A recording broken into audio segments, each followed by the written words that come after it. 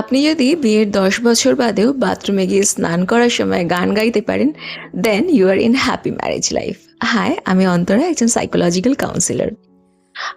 আজকালকার ডেটে ম্যারেজের মধ্যে চিটিং ইজ ভেরি কমন। ছেলে মেয়ে নির্বিশেষে দুজনের মধ্যে এই চিটিং ব্যাপারটা দেখতে পাওয়া যায়। যদি একবার এই চিটিং ব্যাপারটা হয়, দেন দ্য ম্যারেজ ইজ এন্ড।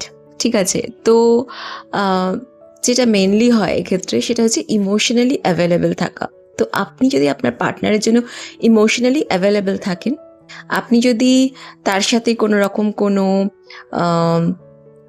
কি বলবো ক্রিটিসাইজ করা বা ডিফেন্স একটা তৈরি করে রাখা বা একটা স্টোন ওয়ালিং, এইগুলো যদি আপনি করে রাখেন, দ্যাট ইজ নট গুড। কিন্তু আপনি যদি ইমোশনালি অ্যাভেলেবেল থাকেন, তাহলে কিন্তু এই ব্যাপারটা থেকে সরা সম্ভব। ঠিক আছে? বেশিরভাগ সময়ই ক্লায়েন্টসরা এসে বলে দে ফিল লোনলি। এবারে যদি কোনো পার্টনার, মানে যদি কোনো ব্যক্তি তার পার্টনারকে গিয়ে খুব সহজেই সব কথা বলতে পারে, without having fear of feeling guilty, judged, blame, shame, criticism, এগুলো ছাড়া যদি সে বলতে পারে, দ্যাট ইজ গুড।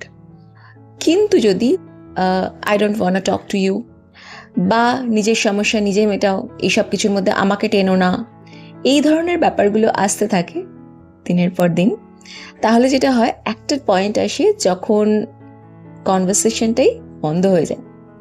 এই পরিস্থিতিতে যদি একটা লোকও আসে জীবনে এবং সে যদি কথা শুনতে চায় অন্তত, ঠিক আছে, সলিউশন না, জাস্ট কথাটুকু শুনতেও চায়, তো এক্ষেত্রে যেটা হয়, চিটিংয়ের চান্স অনেক বেড়ে যায়। এই সিচুয়েশনটা কিন্তু একদিনে তৈরি হয় না, দিনের পর দিন, বছরের পর বছর ঘটনাগুলো ঘটতে ঘটতে ঘটতে ঘটতে তৈরি হয়। তো চেষ্টা করুন অ্যাভয়েড করার। আর এই ব্যাপারে হেল্পের জন্য, for 1:1 paid session, you can DM me.